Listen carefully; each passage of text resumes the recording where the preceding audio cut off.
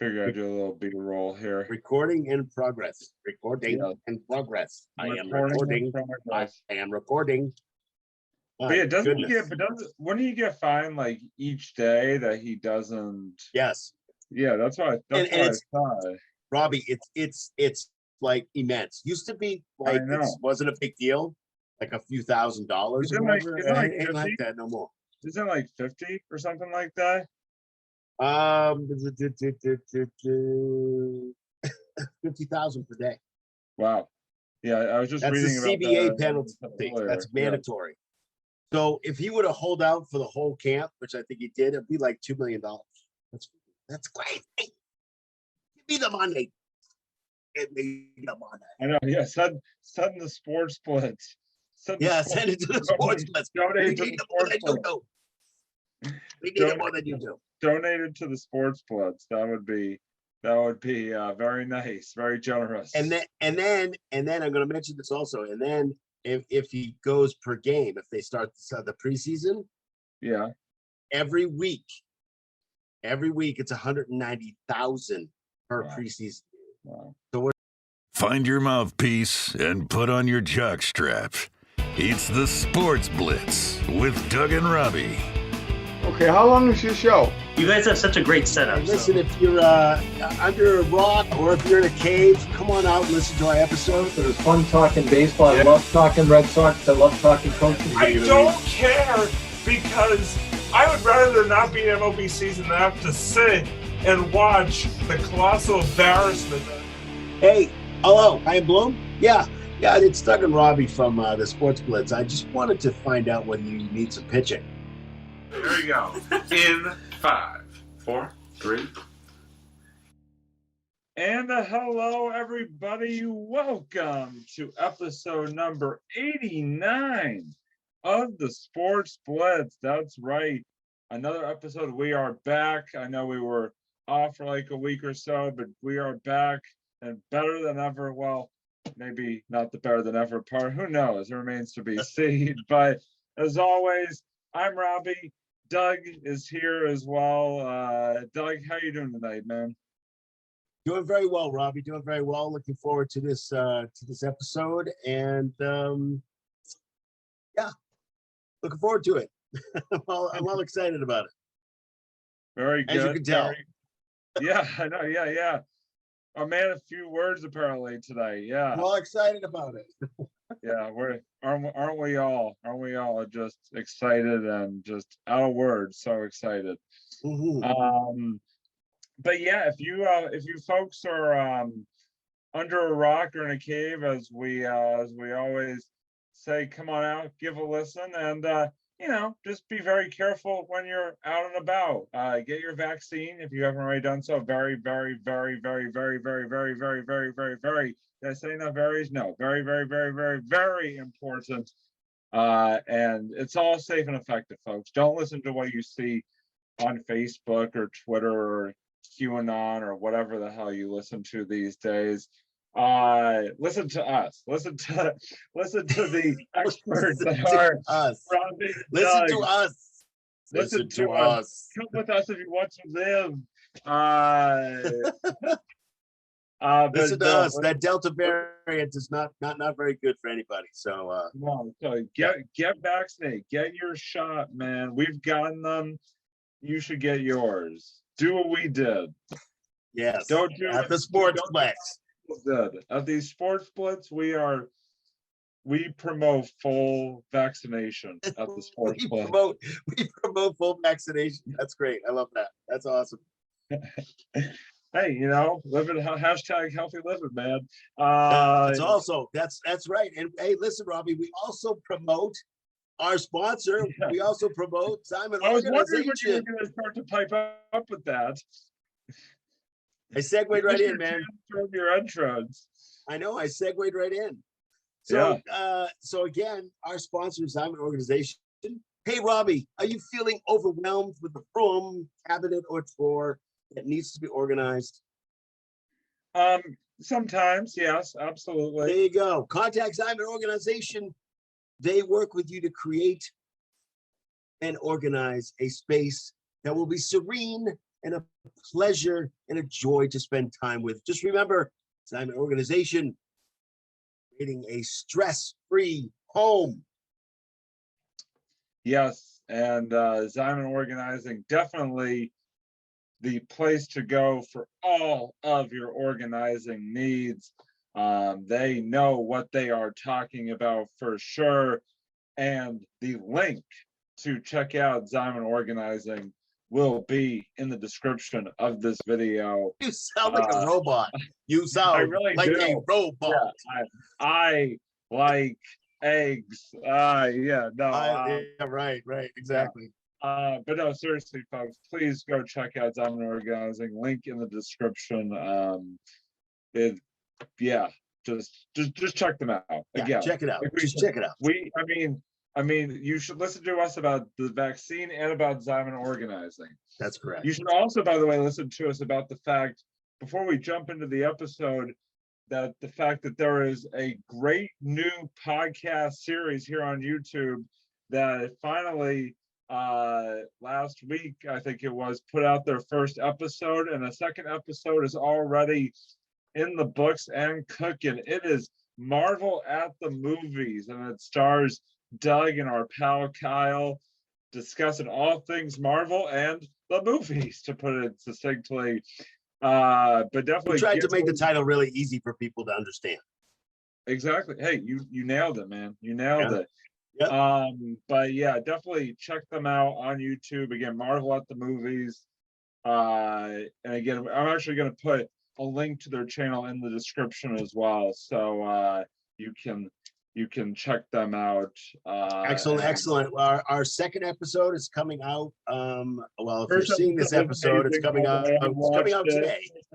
First episode was amazing, by the way. I watched it, and a really, really well done product. So definitely should give that a watch. So now and also, hey, Robbie, also I got a shameless plug again. Yes, you gotta watch Kyle and Robbie on the couch talking sports.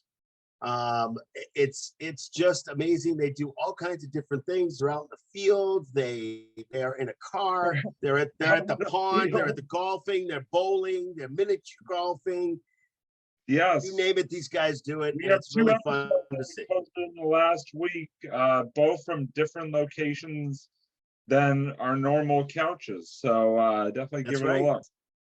So you never know. It could be in the car talking sports, or at the ball game talking sports, or somewhere at the Cape talking sports.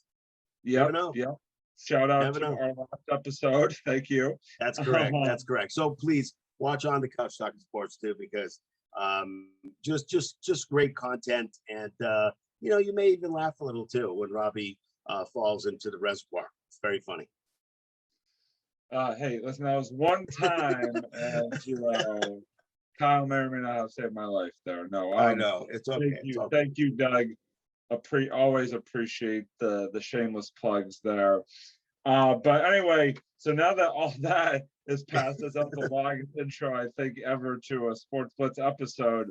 We got a lot to talk about in the core of our episode today, and as we've been sort of doing these last few weeks, we've sort of been changing up our format a little bit, as we've been talking about, and discussing taking a more sort of topic of the week approach, sort of really sort of centralizing things and really sort of trying to dive deep into a specific topic going on in the sports world. And this week we are going to dive deeply into the one team, or one of the teams, I should say, in the Boston area that has not started their next season yet, and that is the New England Patriots, who are currently closing in on the start of their training camp, and thus the start of the 2021 season. Yeah, preseason games are back in 2021. Very exciting. Yep. Or maybe not, because I don't know about you, Doug, but I don't really care for preseason games necessarily. But anyway, but dude, it's football. It's football. The games suck, but it's football. So As long as it's out there, that's good. And by the way, another shameless plug, slightly. The new Madden 2022 is coming out. Should be coming out mid-August. So August 20th, I believe. So go out and get it because it's awesome. And I don't even work for you. Another shameless plug for something you're not even involved with. That's right. That's right. Might as well do shameless plugs all over the place. We should have a show, just shameless plugs. No, yeah. No, but EA Sports is in the game, and EA Sports, if you're watching this, you should definitely sponsor us. Our lines are open, so give us a call. But anyway, we are going to discuss the Patriots tonight and sort of take a deep dive into their off season, some of the news surrounding the team as they enter training camp and getting ready. Hopefully the pool is filled. Huh? I'm hoping that the pool is filled. If we're going to take a deep dive, we need to make sure the pool is filled. Anyway, but the big recent news surrounding the Patriots actually involves one particular Patriot, and that would be starting cornerback Stefan Gilmore, who has been in the news because of his, as it always seems to be in the NFL, his contract situation. Gilmore, talk about my contract. Sorry. Yeah, at times hinting or threatening to sit out or hold out at least the beginning of this upcoming training camp, as he wants some more money, man. As the movie says, show me the money. But yeah, it's interesting because obviously Gilmore has played very well. I mean, he's been one of the top corners for several seasons in the NFL. Has had some injury issues, especially last year. Missed a bunch of time with an ankle injury, I believe it was, and has just has struggled to stay on the field at times. Like I said, health related. So that is kind of sort of his stock is taking a little bit of a dip. It feels like. I know that he's been the subject of certain trade talks over the years, and that has led to maybe a bit of a rift, if you want to call it that, between him and the organization. But yeah, the big news right now is Stefan Gilmore, at least has discussed during the past few weeks and months the possibility that he would hold out for a new deal, at least to begin the start of this summer's training camp. And so, Doug, I wanted to sort of get your, that was a lovely smile. I wanted to get your reaction, first of all, to the sort of ongoing developments when it comes to Stefan Gilmore and that situation right there. But also, I know, as we were talking about off air, you were sort of doing some research on it, and sort of we found out, you and I both actually found out some new developments in that story just today, actually. So just sort of take us through sort of your thoughts and what you found out about the current situation involving one Stefan Gilmore. Absolutely. So my research was done. It was done by I didn't do a full day's worth of research. I just was checking out some YouTube videos, and when I was checking out YouTube videos, I was able to find a video of just it was an agent basically talking, ex-agent for football, talking about the contract. And Bill Belichick, he has dealt with Bill Belichick before. I think he was one of the agents for the Tennessee Titans, or some of the Tennessee Titans guys. So he has dealt with Bill Belichick before. So I think they wanted to get kind of an idea. Sportsnet Boston wanted to get an idea of, kind of the agent's perspective. Because the agent's perspective is a little different than my perspective, and it's different than Bill's perspective, and different than Stefan's perspective. Although I think he has a pretty good idea of what, kind of is going on and stuff like that. So Stephon Gilmore is 30 years old. So this is kind of what he said. This is kind of a little bit of background. Stefan Gilmore is 30 years old. His last contract started in 2017. He is in the final season of a 5-year deal. 5-year deal was worth $65 million. Base salary of about $7 million in 2021. He is obviously unhappy and holding out of training camp, and we'll get to some different stuff in a little bit. But he was actually interviewed, and Stefan Gilmore was, and he said, "I just want what I'm worth. However that plays out, every player should be paid what they are worth. That's just how it is." And after he said that, everybody kind of looked around, going, "Okay, that's all well and good, but play what you're worth means what? What does that mean?" So there has to be some parameters there that are that Bill looks at, or that other teams look at. So he's obviously an important player. He is one of the best cornerbacks in the league, although he had a semi-okay last year. Again, he's been dealing with some injuries, got injured. He has declined a bit, but he is still one of the NFL's top cornerbacks. So that's something that's super important, I think. The guy is Joel Corey, who is the agent, who I'm getting a lot of this information from. So, but let me just mention that if he holds out, Robbie, during the mandatory workout, which he just did, the CBA penalties are a lot stiffer than they were years and years ago. So many more guys would just hold out because the penalties were so small.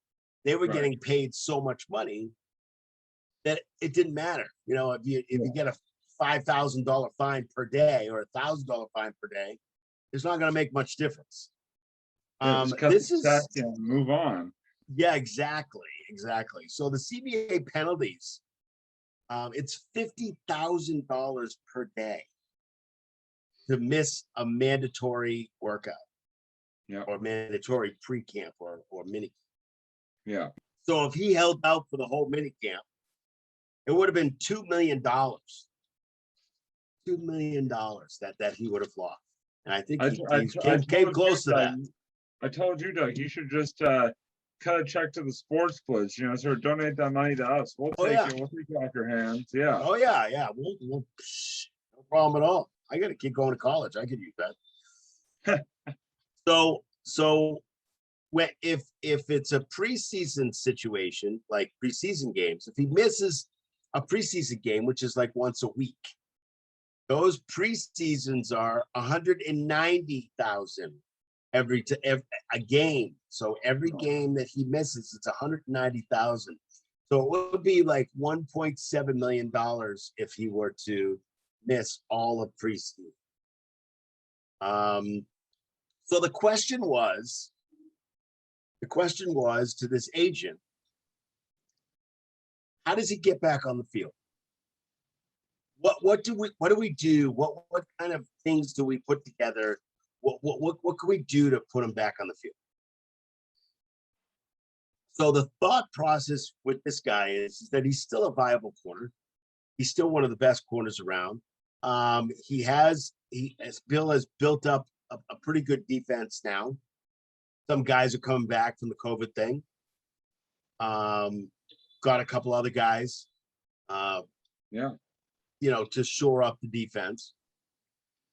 And so his thought process is that the way to get him back on the field was basically giving him this is not Bill's thing. This is just his thought on the agent's side, not on Bill's side. I'll tell you Bill's side in a minute.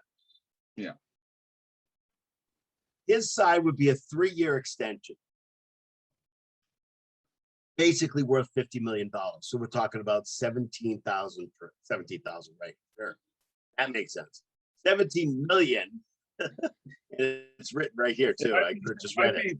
17,000 per like second or per like 17,000 every time he walks onto the field. No, that would be 17 million per year. No franchise tag. And he would be, at that point, he would be the 4th highest paid quarterback. Wow. Because you're not going to give a 30-year-old, a 25-year-old money who's really good. You're not going to give that to him. Bill never, ever wants to do that, especially once you become 30. He wants you on a year-to-year basis, if anything. Right. So the Bill thing is that we're talking about $11.5 million and $4.5 million raises, and those are not prorated. So what it is you give him 11.5 like upfront. You give him upfront money, and you have incentives that equal another $4.5 million. So Bill's into incentivizing a lot of contracts. Can you do this? Can you do that? Especially a divisional win, especially a Super Bowl win, especially you can't really give him like an MVP thing because he's 30 years old. He's not expected to make MVP. But those kinds of incentives, you still can. You're only on the hook for 11.5 up front, right? And then the rest of the 4.5 is just in incentives. So that's kind of where we're at with that. And 75, if you're in one of the incentives could be you're in 75% of the defensive plays. If you're in that, you get this money, where you get a certain amount of money. Interception, playoff and play time. Those kinds of things are all incentives that that could be looked at as something that you could do. Now with Belichick, it would be Gilmore would be like a 3-year 17 million. Belichick would be $4 or $5 million bump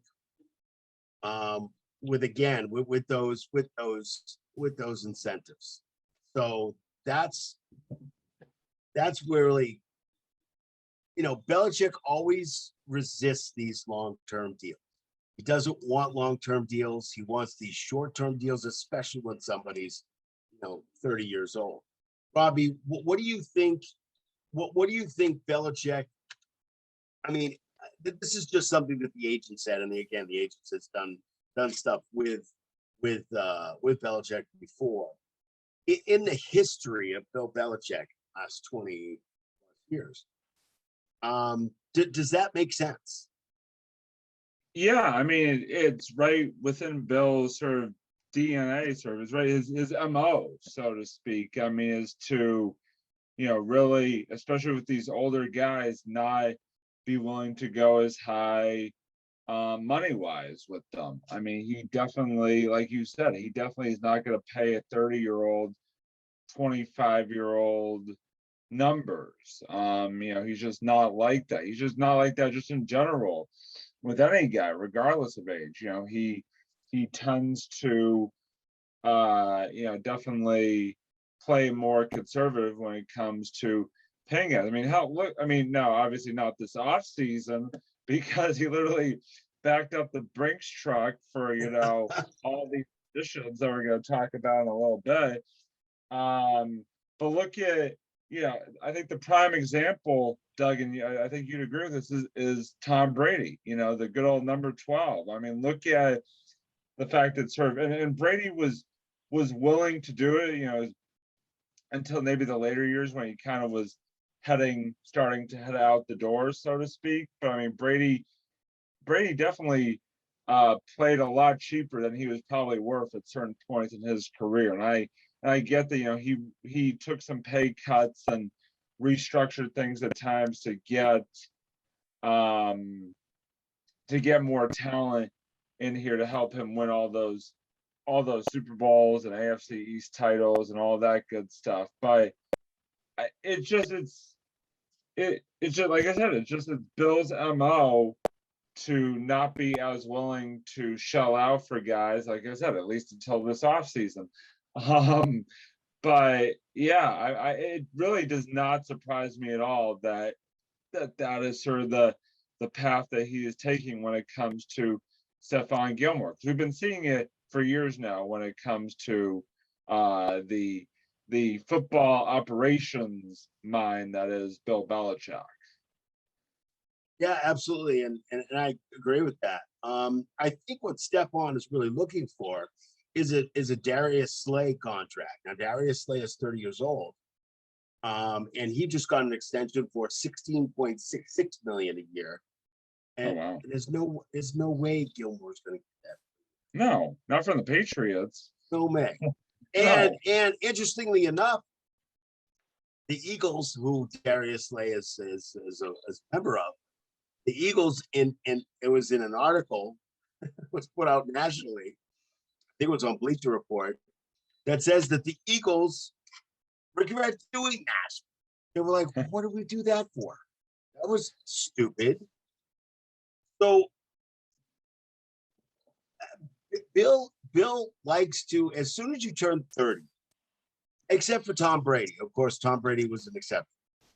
Yeah, and maybe Julian Edelman. But Brady was willing to sort of play ball with them, like we were saying. He was, because he could. The money, yeah, the money. Money wasn't a problem. Money wasn't an issue. His wife was making more money than him anyway. Money was never an issue for Tom Brady at all. But also, can I just say, what does Bill seem? I mean, what is Bill? Speaking of Bill's MO, what does Bill do more with older guys and are becoming a bit of a discotheque? He doesn't pay them. He trades them, or he lets them go. Yes. He gets rid of the player early. So 28, 29 years old, they seem to be declining. They seem to be declining, and then he gets rid of them. Richard Seymour, he just lets them get away. You know, instead of sort of paying up, he sent them on their way to other places. Yes, and he has a knack of doing that. And if you know the history in the last 20 years, you know that's what he does. But again, he wasn't even willing to pay Tom Brady. And now I guarantee you, at least last year, he's kicking his own ass for that. And he should, because Brady still has it, and you want to keep the guy happy. And yeah, he was asking for some money this time. He was like, okay, well, if I'm not going to get some money, I'm out.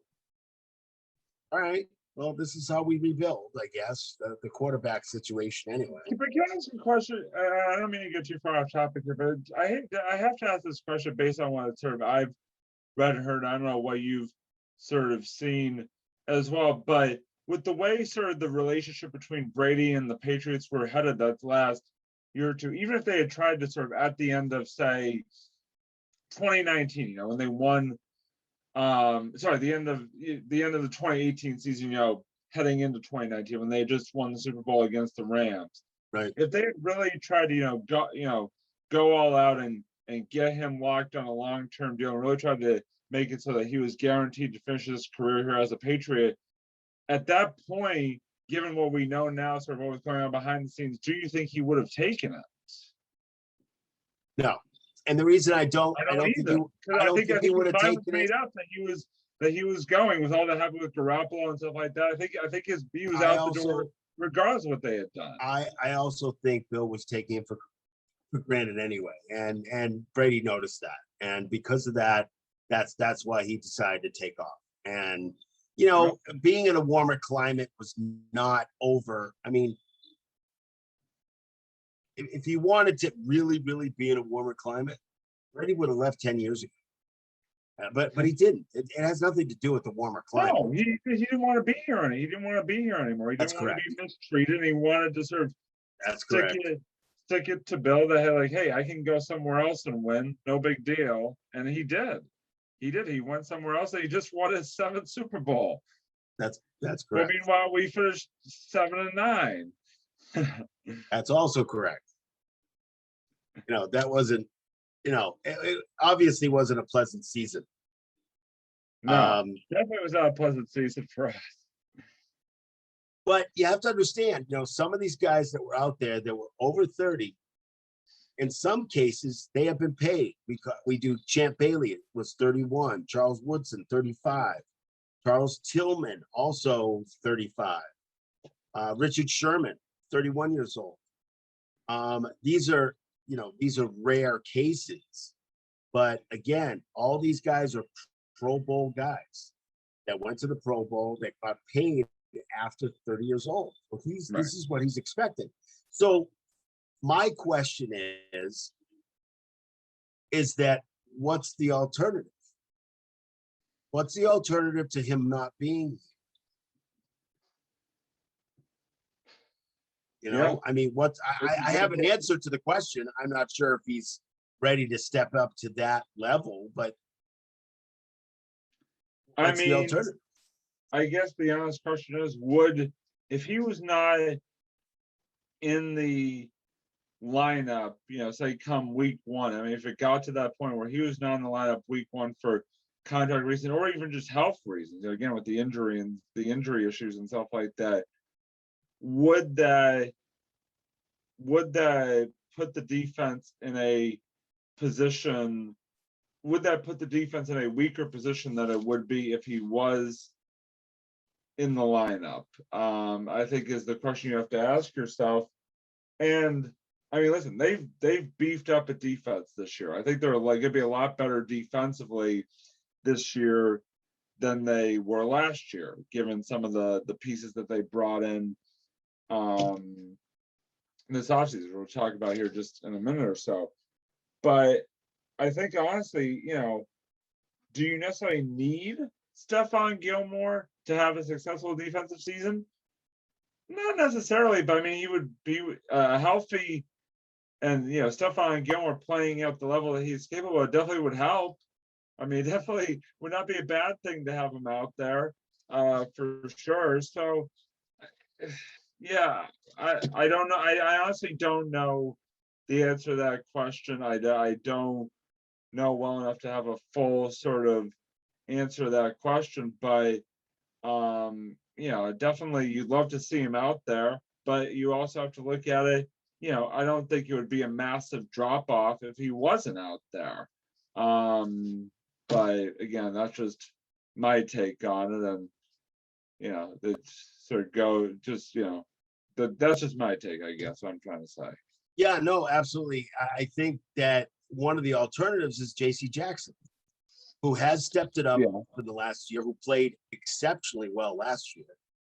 And J.C. Jackson could take over where he left off. Now, is J.C. Jackson Stephon Gilmore?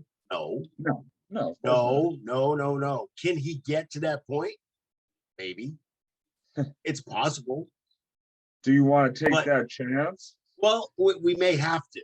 And then we'll get to our predictions at the end, whether we think Bill's gonna, give him something, or whether he's thinking about doing a trade. It's one of those things. And what can Bill get back for a 30-year-old quarterback who's an All-Pro and a Pro Bowler and that kind of thing, and he's already 30 years old with a little bit of an injury history now. Yeah. So, yeah. Because again, Bill is into that. I'm not gonna. You're not gonna get what you want. Whether you think you're worth the Darius Slay contract, you're not. They overpaid for him. Okay, right. So whether you're worth it or not, it's really up to Bill and what Bill thinks. And the fact is that his history has been. Now listen to this statement. his history has been that he doesn't pay guys over 30 years old more than a year-to-year contract or a lot less money. He doesn't want to give years onto these guys. Right. You're not going to get a 4-year deal, but right. or a 5-year deal or 8-year deal. Not going to do that. They don't do that. He doesn't do that, but they don't do that. But on the flip side of it, when's the last time you saw Bill spend $200 million in an offseason? Yeah.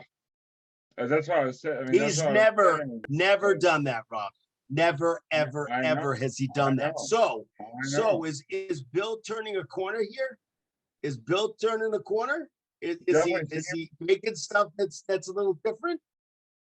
Definitely seems like this offseason. I think he was mad seeing, Brady walk off with that 7th Super Bowl ring, and then here we are, are missing the playoffs for the first time since 2008. I mean, Robbie, I was pissed off. I can just imagine what Bill was feeling. Oh yeah, so was I. I mean, and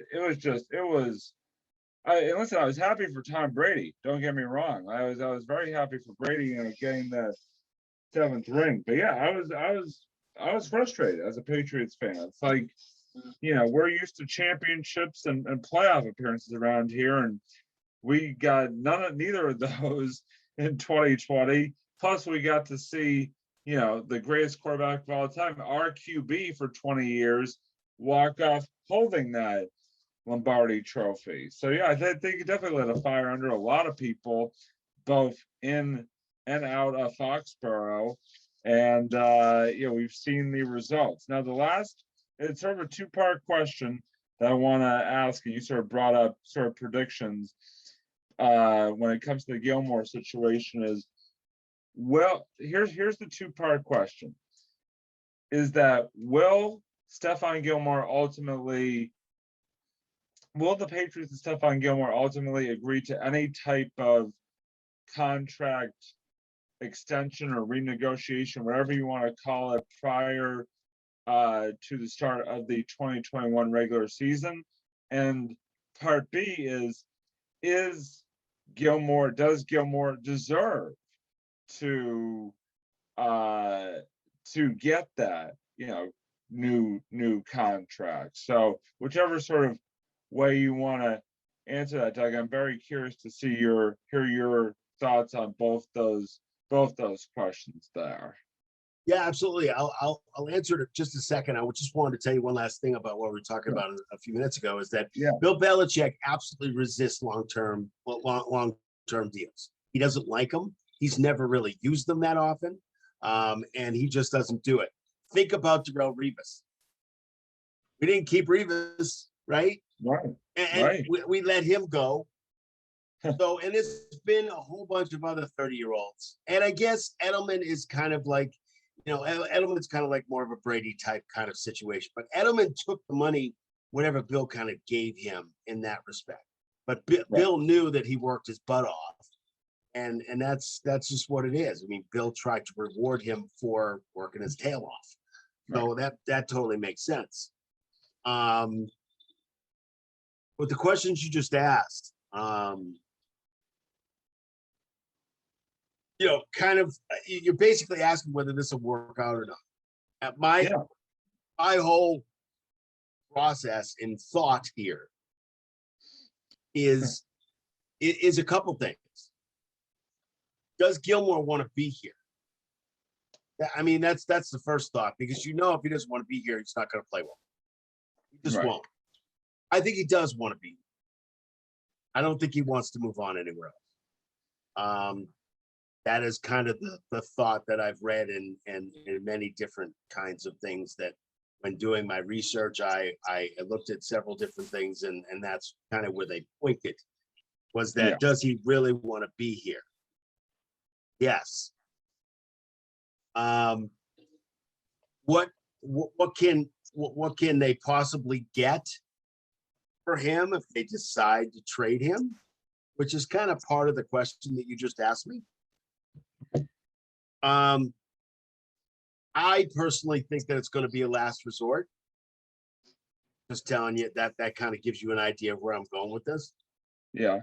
But the only thing that I can think of, and the thought around the league and talking to agents and talking to other people is that they could possibly get a second and a fourth round pick for him.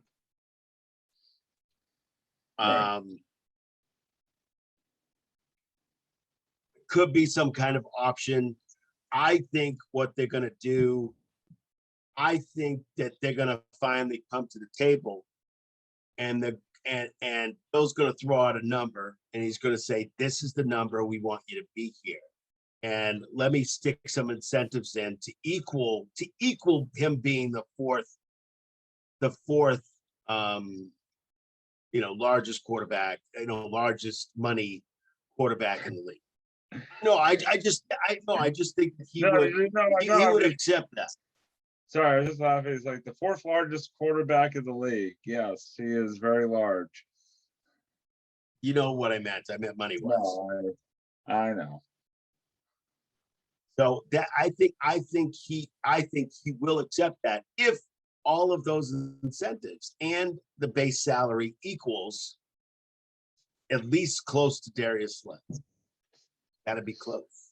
Got to be at least close. So could they get away with 14, 11 and a half, and then do, 4 or 5 million with incentives? I think so, because I don't think he really wants to go anywhere. He hasn't said it like our wide receiver. Our wide receiver, Mr. Wide Receiver there, says he wants wide receiver. He hasn't asked for a trade. He hasn't asked for, I want out. I'm sick of this. I'm done with this. He hasn't said anything. The only thing he said was he wants to be paid what he's worth. Okay. Well, Bill, I think, thinks that he's worth number 4. Not number 1, because you're 30 years old. You have an injury track record. There's no way I'm giving you more than that. Do I think he'll be here? I think so. I think they'll work it out. He's and this is the other thing, and I don't know if you want to bring this up right now, but there were some developments today. Yeah. Oh. No, yeah, definitely. I think that's the thing is that why don't you I'll let you sort of go over that. Yeah. Go ahead. The development today was that he showed up for camp. No, yeah, exactly. He showed up on the PUP list. Yeah. So physically unable to perform. And they put him on the PUP list because he's not able to play with his injury right now. Right. So but also he avoids the fines. He does avoid the fines, but he's in camp. Right. Number 1, he avoids the fines. Number 2, he gets on the PUP list so he can, I'm pretty sure he's been working out, but I don't know. I don't know if he can even enter the facility. He's been running and sort of participating in sort of football related activities for a while. So he definitely is making his way back from the injury. But yeah, I think a lot remains to be seen. I think Gilmore ultimately is going to stay here, at least for this season. I think it'll work itself out when it comes to that situation. I don't think he's going anywhere, to be honest. I think that there's going to be a new contract. I tend to lean towards no. I think that, maybe there'll be a little bit of a bump, but I don't think it's going to be anything substantial again this off season. But again, it remains to be seen. I think that sometimes the Patriots and these sort of things sort of hold out till the very last minute, and then something happens that just sort of jumps out at all of us. So I think it's going to be but I think ultimately, to sort of answer my own question here, so to speak, I think that Gilmore will be here for the 2021 season. I don't think it's going to be an issue as sort of camp commences and then thus the season commences. But we shall see. We shall see. No, I also think that Bill's been so unpredictable in the last year or 2, at least year, that I have no idea. Well, I think that part of the problem is like, I really don't know what to expect at this point. Absolutely not. Look at what Bill Wentz did this offseason. Who saw that coming? Nobody, even the experts didn't see that coming. Yeah. But the one thing I wanted to sort of jump over to, because you had brought it up sort of in passing, there was the Nikhil Harry situation. Nikhil Harry, for those of you who haven't heard, has requested a trade out of New England. And, I just call him that wide receiver. Yeah, Mr. Wide Receiver. I think I literally laughed out loud when I heard about it, because it's funny that literally you have a first-round draft pick in Nikhil Harry, who has wildly underperformed during his time in New England when he's been able to be on the field, because he's basically spent like half of his career so far on the injured list, or on the sidelines at least. The fact that a first-round draft pick from 2 years ago is now fetching literally at most a sixth-round draft pick in a potential trade, I just think speaks to the wild sort of underperformance that has been on Nikhil Harry, and just the wild disappointment that has been Nikhil Harry in his time so far in New England. So it is interesting. I mean, hey, listen, he wants a trade, fine, see you later. I mean, we definitely don't need Nikhil Harry to be successful. I mean, I don't think Nikhil Harry, like I said, except for maybe 1 or 2 games, hasn't really done anything for us in these first 2 years. So, I mean, as far as I'm concerned, see you later, ta-ta for now. I mean, I don't know, Doug, what was your reaction to hearing the Nikhil Harry news, and just what are your, like I said, what are your thoughts? I wasn't really surprised. He has absolutely, just like you said, he's absolutely underperformed. He has not performed the way he should. And it doesn't look like, and maybe he needs to change the scenery, but it doesn't really look like that he is and he should be a lot better than he is at this point. I just get a little bit, not nervous, but I get a little bit, I don't know. I just think we really don't have a wide receiver of his, not of his caliber, but like he's a guy that's very tall. He's a guy that can spread out the field. Really, that I know of, we don't have a guy to do that. So whether we get somebody back, or we get somebody, we get somebody back plus a draft pick, or I'm not sure if there's even this is really sad. I'm not sure there's even a team that wants him up there. So according to reports, there were a couple of teams that had expressed interest. Now, what that means necessarily, remains to be seen. But I mean, he doesn't really hold a whole lot of bargaining power when it comes to getting out of New England, which I think is hilarious that he's putting out the statement and requesting the trade and all of that to begin with, because you're basically talking about a guy that has zero bargaining chips whatsoever to use. I mean, basically the only thing Nikhil Harry is known for in my mind is one play against the Kansas City Chiefs in 2019 where he should have had a touchdown but was ruled out of bounds. That's about all I think. If I think of Nikhil Harry, he really hasn't really done anything else memorable for this team. And so I don't know, it's just I think it's just kind of funny to me that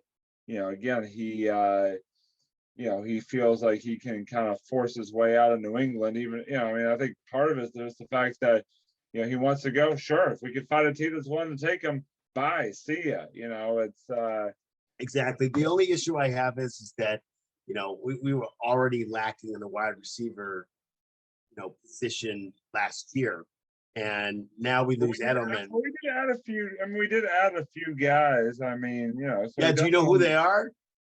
Yeah, Nelson Aguilar. Okay, I know him, and he could take over where Edelman left off. That's fine. That's the kind of wide receiver he is.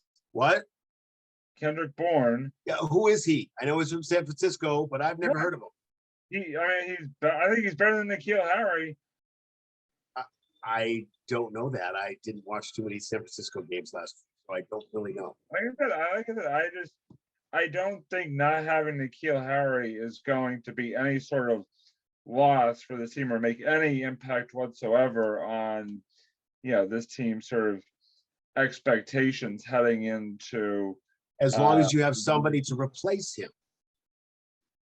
Replace him for what? He didn't do anything. He didn't do anything. Robbie, you can't just go. You can't go out with. You can't go out with one or two receivers. You have to have at least 3 or 4 receivers. I know Myers is there too, but you just can't give them up without getting something back. I understand that, but you must have been going out with other guys last season, because you certainly weren't going out with him because he wasn't on the field. I'm not talking about his talent. I'm talking about you need to replace him with another wide receiver. Just like if the Bruins give up a defenseman like Luzon to the Kraken, you have to replace Luzon. Even if you got defensive guys on the team, you still have to have either a backup or somebody to come in to help out. You can't just give up a wide receiver without getting something back in return. I guess I just don't think it's as big a deal as maybe. And then again, maybe it's maybe it's because I don't follow necessarily as in depth or don't really think about it as in depth. But I just don't see the loss of Nikhil Harry being. It's a depth chart thing. It's not his talent. I'm not talking about his talent. His talent right? sucks. No, I understand that. Horrible. Even from a depth chart perspective, I don't see it as being that big of a deal. I just don't. Okay, we agree to disagree, because I totally disagree with that. Because with the wide receivers and even the tight ends, we got 2 of the best tight ends in the league, which is great. But the fact is that if you rely on the tight ends, we're going to double up on the tight. Every team's going to double up on the tight ends. And what do we have for wide receiver? And we have to have wide receivers that aren't like Nikhil Harry. So, and again, I don't know Bourne. I've never seen him play. I know he was a second or third string. He was a second or third string. As far as I know, I don't know if he was a starter. I have no idea. I don't watch the San Francisco games. I have no clue. If you can get another wide receiver, I would try to get another wide receiver. Especially one with his height that can go deep and spread the field out. Who else is going to do that? I don't know anybody else that can do that. Because the other ones were playing like Edelman or going and doing short routes. You need someone to spread out the field. We haven't had one of those guys for a really long time. And like I said, we still weren't going to have one of those guys this year, because Nikhil Harry doesn't do anything for us. Even if he does stay on the team, I don't have a problem with getting rid of him. I just don't want to get rid of him for nothing. And that's fine. And I hope you are correct. I'm just saying, if we don't lose him, I don't think it's going to be as big of a depth chart issue as you are making out to be. But that's okay. We can agree to disagree on that. And I think the fans should make a comment down below if you're Team Doug or Team Robbie in this situation. Let's get the polls going. The polls are now open. Are you Team Doug or are you Team Robbie? But yeah, no, I just don't think it's as big a deal depth chart wise as you're making out to be. Again, we agree to disagree on it, because and it'll bear itself out. Again, who knows if he's even going anywhere? I mean, but it'll sort of bear itself out over these coming months, whether or not first of all he goes anywhere, and second of all, what kind of impact it has on the team, and the wide receiving depth, as you were just talking about. So right, exactly. I agree with that. Speaking of expectations, I do want to sort of start to get into, I know we talked a lot in the past episode about sort of the moves that the Pats made in the offseason, the flurry of free agency, as it was, Bill, like I said, backing up the Brinks truck to bring in quite the talent upgrades at several positions, including, as you just so aptly mentioned, the tight end position. So what I want to sort of discuss here is the simple question is this: what are exactly the expectations that we should have for the 2021 New England Patriots? Because if you look at it from certain positional perspectives, you can sort of set expectations one way, but then when you factor in other positional perspectives, one giant positional perspective in particular, it sets the expectations in a whole different light. So just simply put, what are the expectations for the 2021 New England Patriots as we say, now what, I think less than 2 months out from the start of the regular season? The only expectation I have is that they do better than last year. Yes. I don't have any expectations that they're gonna do anything else but have a better record, hopefully make it to the playoffs. That's my only expectation. That's it. I agree. That's all I have this very second. I agree. I think again, I keep having to remind myself there are 17 games this season, which is a big change from it's weird how adding one game can make just a big impact on sort of the mindset heading into a season. But I think honestly, either 10-7 or 9-8 are sort of the minimum that I am looking at when it comes to expectations for this team. I think that they could definitely get back above 500 and hopefully, sneak into a playoff spot at least. So I think I'm going to sort of set my expectations on the lower end. I will say either 9-8 or 10-7.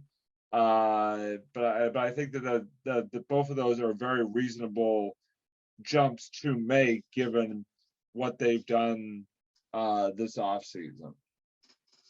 Right. No, I definitely agree with that. I think that's something that is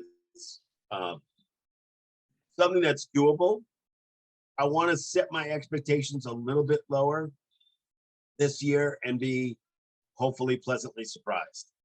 I think with the offense that they have this year, I think it's going to be a better team to watch. And again, the expectations of, especially the two tight ends, Hunter Henry, Jonnu Smith, these are two of the best tight ends in the league. The expectation there is that, we're talking Gronk times 2. Right. So, we're talking, at the Gronkowski level for each of them. So I think the expectation is, and hopefully this could be an expectation too, out there somewhere. I'm hoping Cam Newton's better than he was last year too. I definitely hope so. I mean, look at, and definitely this year he's had, sort of a full season, so to speak, under his belt with the team, and this off season definitely the ability to sort of train and really sort of become ingrained with things definitely was easier than it was last year. So I definitely think that is working in his favor. But I think I think again, that's sort of the position that I point to, sort of being the biggest factor in the success of this team. I have to say, I think it's going to be the quarterback position, because if it's like it was last year, it may still, even with the offensive enhancements, I think it still may be of a struggle. If Cam can even be just an iota better than he was last year, I think that sort of the predictions of 9-8 or 10-7 or better definitely come into play. And I think that really brings up the big question. And I think you and I sort of both have a similar answer, at least at this point. But I think just the question that I put down here is who will be the starting QB heading into the season? Will it be Cam Newton or will it be Mac Jones? I mean, I think the answer is, I don't know about you, Doug. I think the answer is, at least at this point, pretty obvious one way, at least heading into the season. I think it's going to be, I'll just come around and say, I think it's going to be Cam Newton week 1. I think I've said it for a few months now that I've definitely resolved, sort of came down on the side of it's going to be Cam, and we just have to hope that he can show that improvement. But I'm curious to know, do you see is there anything that you've seen or heard about that makes you think otherwise when it comes to who's going to be taking those number 1 snaps come September? No, I think it's going to be Cam Newton too. But I think they've really shored up the offensive line. So I think Cam's going to have some extra time, especially with Trent Brown back. Going to have some extra time. That guy's huge. And I know when Trent Brown was here with Tom Brady, I know Brady had a lot of extra time because Trent Brown is like a mountain in that on that side. So it's one of those things where, I just think he's going to have extra time. I know he complained about the COVID thing because he got COVID. He complained about that. And he complained about not really knowing the playbook. He's got no excuse this time. Nope. Got no excuse this time. So this is the time that he's got to go out and prove himself. I think Bill really likes him a lot. I actually like him too. If he can show a little something, then I'd be very, very happy. I'm not expecting him to be Tom Brady, but I'm expecting him to be the Cam Newton of old if he can try to make it at least better than 2020 Cam Newton. That's much better than last year. Yeah. So I think it's going to be Cam Newton. I agree, 100%. I mean, and who knows how that'll progress as the season goes along. I mean, that'll be sort of a wait and see right there. But I think at least to start, I think it's definitely going to be Cam, and it's going to be interesting. Let's put it that way. I think you definitely sort of go into this season not quite knowing even less what to expect than you may have even thought heading into last regular season. So but I'm really excited to see these some of these new guys. And by the way, I have the depth chart up right now on ESPN, New England Patriots depth chart. The depth chart. Looking at the depth chart right now. So, just looking at these new guys, again, Hunter Henry and Jono Smith. We got some guys back. We got Trent Brown is coming back with us. Henry Anderson, new guy, supposed to be really good. Matt Judon. This guy is, I'm going to make a prediction right now, Robbie, without even predicting anything else. You got to watch this guy. This guy is going to be freaking amazing for us. Amazing. Right. This guy's going to be fun to watch. Just telling you right now. We got Dante Hightower back, and Dewan Bentley's back. Kyle Van Noy is back from Miami, so he's back. He's very excited and pumped up. So I'm just pumped up for some of these new guys. And again, you got some wide receivers there too. Damian Harris is back. Sonny Michel's back. James White's back. So, I'm pretty excited. Now, the other question I have, Robbie, and I'll answer the question, I'll throw it back to you, is will we see Mac Jones at any time this season? And I think the answer is going to be yes. In two different scenarios. One, if Cam Newton sucks, but it probably won't be until like the 5th or 6th game if Cam Newton sucks. Right. That's the first situation. The second situation is they might just throw him in starting in week 8 or maybe even week 10 because there's a lot of games. Yeah, 17. So they may throw him in. Yeah, they may throw him in if they think he's ready. if Cam Newton comes out, he wins the first 5, 6, 7, 8 games, you may not see him. And that's okay. That's okay. That just means that Cam's doing well, and we're happy every freaking Sunday or Monday or Thursday. I think that's the thing is like I don't mean to jump in here, but to answer your question, I'm gonna say yes. Throw it to you. Yeah. I'm gonna say yes as well. But I kind of hope that I'm wrong, because that means that Cam, if it does happen, that means Cam is, probably sucking, which is not what we want to see. But if it doesn't happen, that means Cam's actually doing well and we're winning football games and life is good again here in New England. So I'm gonna say yes, but hope for no, basically, is what my answer comes down to. I do want to see. If we're up like 50-0, I would love to see Mac Jones come in toward the end to see, just to see what he's all about, even if it's just cleanup time. It could be a Tom Brady situation where Cam sucks the first couple of weeks, and then and then Mac comes in and leads us to like what happens when he's been there for 20 years. You're so used to saying his name.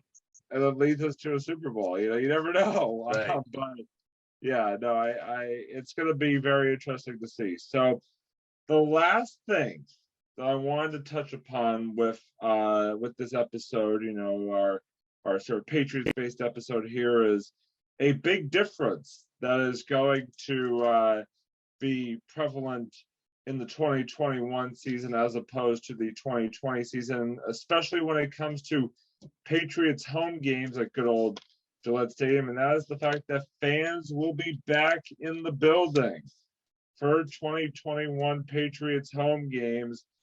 And I guess obviously we know Pats Nation, Doug. We know that they come out in force when the team is at home. We know the effect that they have on these games, especially as it gets later in the year. The lights get bigger, all these big playoff games that we've had the privilege of hosting over the years. I mean, the crowd, there's nothing like a New England Patriots crowd for any game, let alone a playoff game in early to mid-January, when it's 10 degrees outside, and it just is life is good. It is a fun time. Not that I've ever been to a Patriots playoff game, so to speak. See, I'm so excited about this, I can't even speak. It's not that I've been to a Patriots. I noticed that. Game, yeah, Patriots playoff game. Blah, blah, blah, blah, blah, blah. Either I'm very excited or having a little mini stroke. Who knows? But yeah, so that's not good, by the way. Yeah, but I get that checked out, right? Yeah, definitely. As soon as we stop recording them. If someone watches this, you might want to call for help.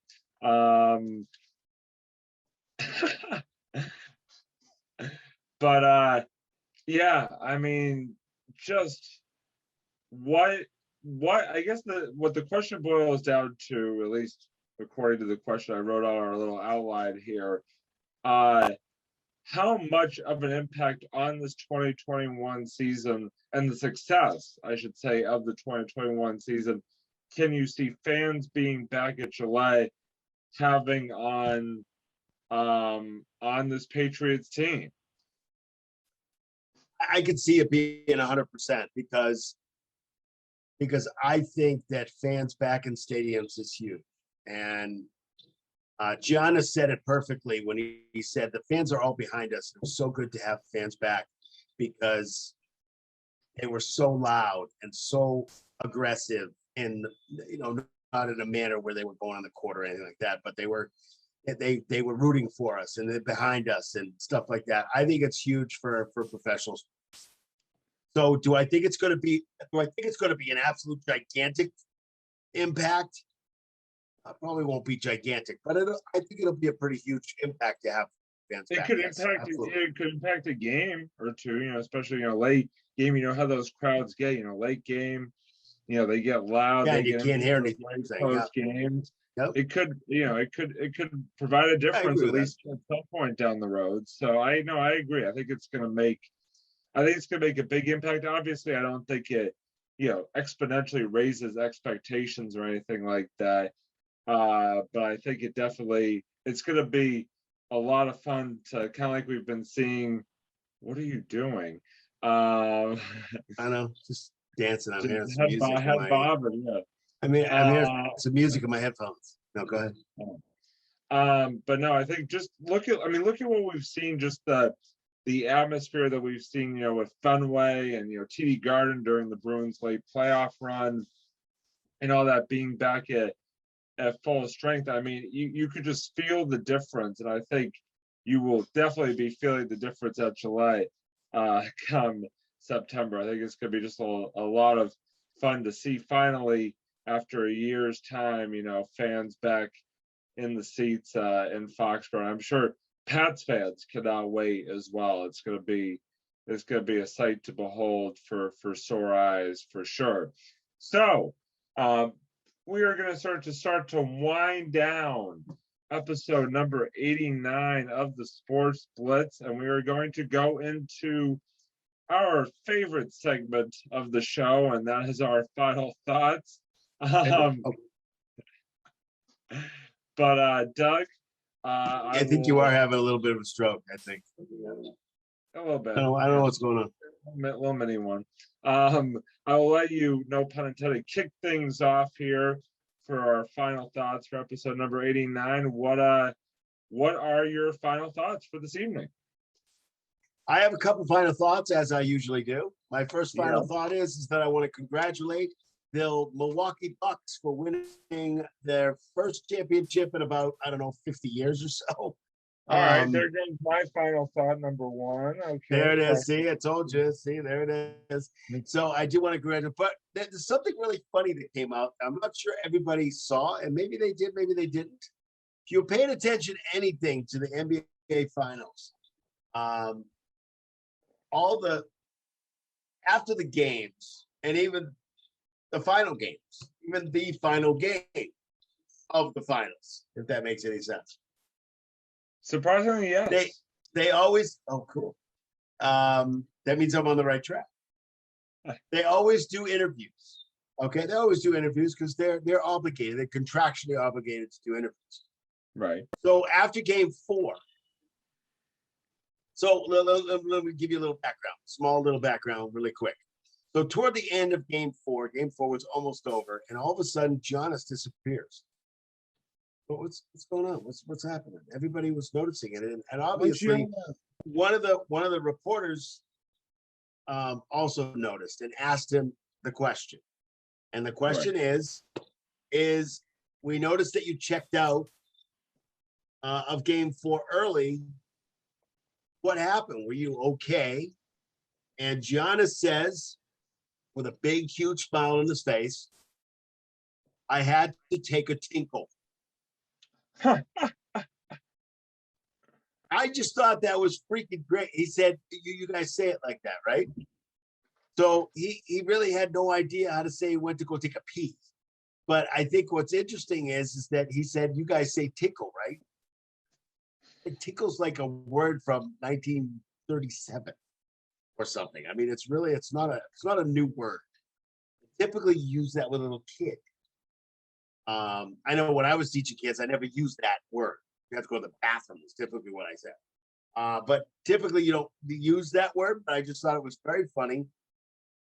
I think what was great, and this is something Kyle and I actually talked about in our last episode of Marvel at the Movies, is having, that's right, having these superheroes be actually human, because they really are, because they bleed. They may have a suit on, but they do bleed, some of them. So it's one of those things where this absolutely humanized Giannis. Everybody loved it. It was all over everywhere. Now, I'm not sure if people saw it because they were probably busy, watching the U.S. Open golf tournament. Oh, I don't know. I don't know what they were watching, but I think I just like the fact that he seems like a very, very human, just a nice guy.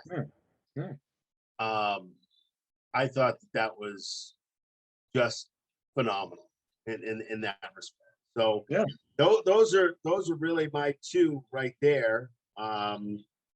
Robbie, what is your what is your final thought for this particular episode that we're just finishing up?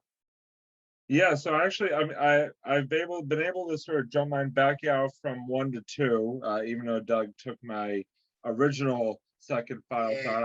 I still have a second one.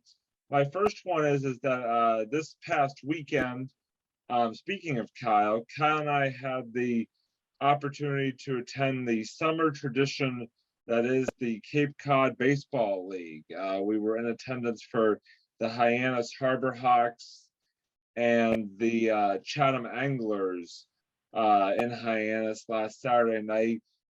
And I just wanted to give a shout out to the Hyannis Harbor Hawks and the Cape Cod Baseball League, because obviously, as we have mentioned on a past episode, Kyle unfortunately lost his father back a couple of months back.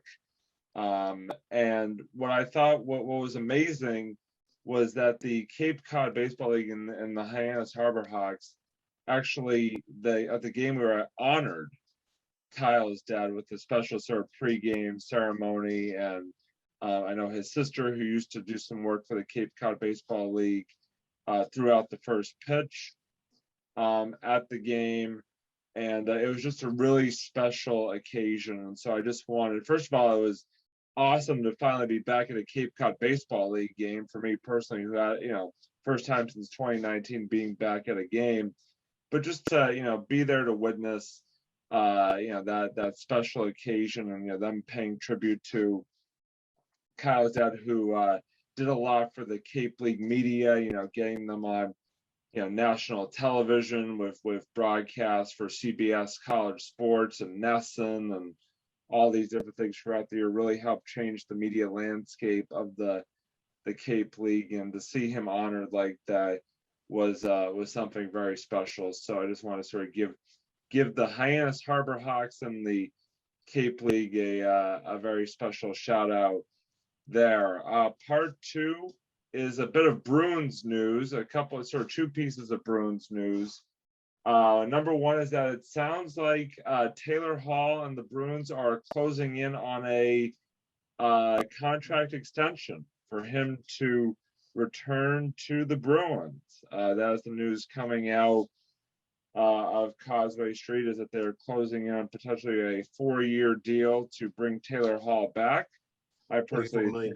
Yep.